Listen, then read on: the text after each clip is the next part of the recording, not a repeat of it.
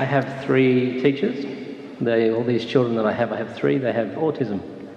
I've listened to what you've said about it and it's been very helpful. I'm curious though, this is a curious question, so I hope you don't mind asking it. Those energies, are they that way because they haven't been in a human soul body before? It is not anything about deficiency of any kind. Oh, no. I wasn't suggesting it. I thought it was maybe a mismatch more than anything of vibrations. Isn't that sort of a deficiency of some kind? I guess they're more ahead is what I was thinking in vibration than the human bodies, maybe, I'm guessing. Nothing less than perfection, but what it really comes down to is wanting to be received and perceived in their unchangeable form, because most of you are not allowed that advantage, because if you appear to be moldable, others mold you for their conditional appreciation. Yes. And it isn't until someone is not moldable that you even try a little bit to unconditionally accept them in their current perfection. Yes, so they taught me to meet them where they were, and that's a lovely lesson to learn. To meet them where they are rather than where they are, yeah. Well, you said that, all right, but to meet them where they are rather than need them to be different. What adjustment do you think it required in you? Appreciating there are other ways to look at things that make sense, even though it doesn't make sense to me or anyone else human.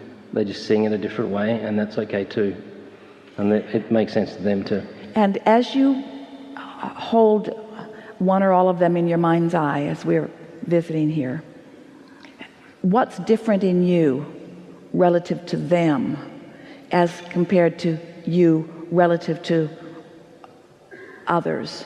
So I'm not sure if I know the question there. Can you say that So again? let's say that there are 3 children who have come to visit you, who are by your physical standards normal, and you are aware of them, you're focused upon them, you're having an experience with them.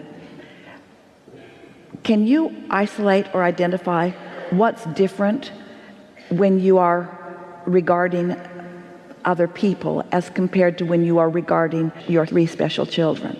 For me, it is treating everybody as an individual, really. So it didn't matter to me. So your children have taught you that? They've taught me that, to just meet people wherever they're at and to try to understand them more than try to get them to fit in. And that can be hard because the rest of the humans don't really appreciate that all the time. Well, the reason that we're asking this question is because it is our knowing that even though you have these 3 children who will not change their condition in order to assist with your alignment, that still with most other people you want that from them. In other words, it's only when they absolutely will not give it to you that you accept that. And we think that that's what you're here to predominantly talk about here in this moment and here in this experience, because if you can begin to notice the difference in your relationship with others. In other words, do people ever disappoint you? Oh, sometimes. It depends whether I put an expectation on them. So do you have expectations of most people that are different than the expectations that you have about your children? Generically, yes. Specifically, I try not to because it leads to disappointment. So does disappointment ever happen with you within relationships? Oh, yes. Mastered that one. What we're getting at is, would you say, are you more often disappointed with normal people or more often disappointed with your 3 special children? Oh, look, I think disappointed is not even the right frame I'm using in that regard. It's really just trying to understand. When you talked about them in the past, you said these energies have come forth to have this experience. Really what I was curious about is whether they'd been here before. Yes, with very different experiences, choosing this experience specifically. But there's something really important that we haven't gotten to yet, that we believe that you are on the brink of getting to, and that as you allow us to help you get there, everybody else is going to get there in a powerful way too. Okay. And so here is the basis of understanding that we're wanting you to find. We want you and everyone else to care about your relationship with your inner being primarily. And once you've accomplished that, so you've mastered step 4 and you are brilliant in step 5, in other words, you're in the receiving mode so that you're tuned in, tapped in, turned on the majority of the time. Once you are flowing like that, then the people of your world will not disappoint you. They will thrill you. You will embrace their diversity and their differences, because none of what they do will be a reflection upon you. You won't feel threatened about anything that any of them are doing. Whereas it stands in humanity, most people are threatened by what others are doing. That's why you need to put people in jail. That's why you want to punish people who are breaking your rules. That's why you want to drop bombs on people in order to isolate them or to stop them. There is a rampant misunderstanding of the power that others have in your experience. And so it isn't until someone comes forth, some child comes forth and says to you, you do not have the power to make me change for your benefit. You can't make me change. I am so stubbornly in constant alignment with who I am. I stand in my security, and you can't make me feel bad. You cannot control my behavior with your disappointment of me. You can't control my behavior with your punishment. You can't control my behavior with your threats. You cannot control my behavior. I stand independently of that. Because if you could come to know that about everyone, if you could cease to need to control any condition in order to be in alignment with all that you want, you would be free, utterly free. And then really standing in the place that you intended when you came into this time-space reality to begin with. Not one of you intended to need to control anything that anyone else was doing. You understood that everyone gets to choose for themselves. But isn't it curious that it isn't until you have no choice that you even make an effort? Isn't it curious that until you become an utter failure at it, no matter what you try to do, isn't it interesting that someone would come forth with such strong intentionality that you cannot get them to move toward anything that you need? They will not be the object of your conditional love. They just refuse to be. And so, if you could let no one be the object of your conditional love, if you could just love because you are a lover, not because they've evoked love from you, then you are source-like in your moment. Then you are free from so much of the confusion and the manipulation and the impossible control that you believe that you need.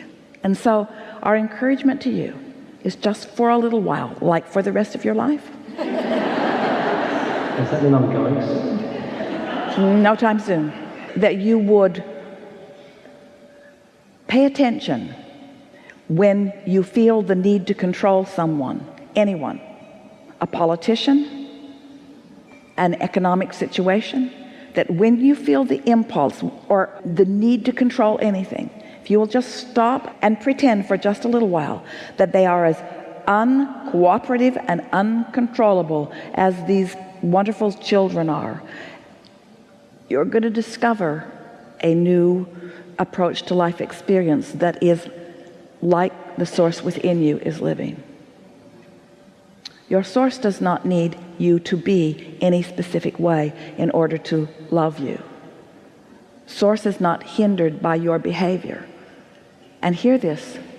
This is the key to the worthiness that you all are seeking. Because if you can discover your own ability to love unconditionally, if you can discover your own ability to need to control nothing, to just be in that power and that clarity, what's going to happen to you is, as you stand in that flow, you're going to have complete control of everything that happens in your life experience.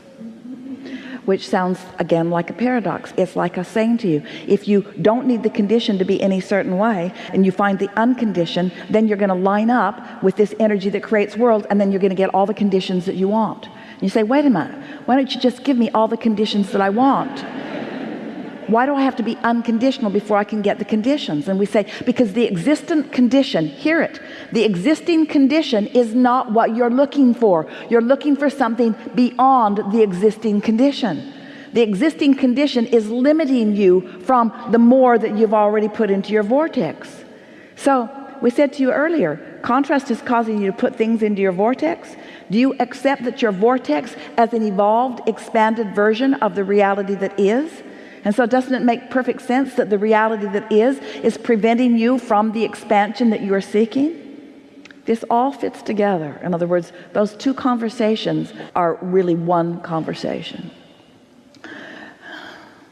We wish for all of you completely uncooperative friends.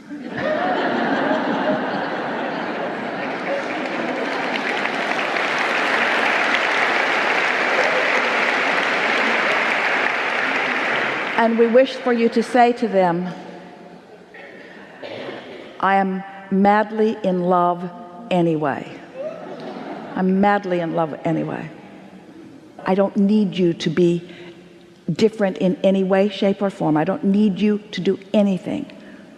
And in this accomplishment, you will find the freedom that you've been looking for all along. The basis of your world, of your universal world, the basis of all that is freedom. You are so free you can choose bondage. Your objective is joy, to feel good.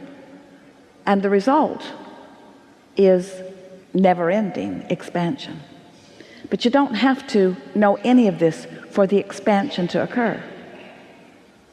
It's just that choosing joy is the option for you. You can't stop your expansion, and you can't cease being free, but you can look at it in a way that feels bad, and you can look at it in a way that feels good. That's where your emphasis is, you see. So the reason that we were asking the question about the difference between your children and others is that it's easier for you relative to your children to not need them to be different in order to feel good. We like this conversation.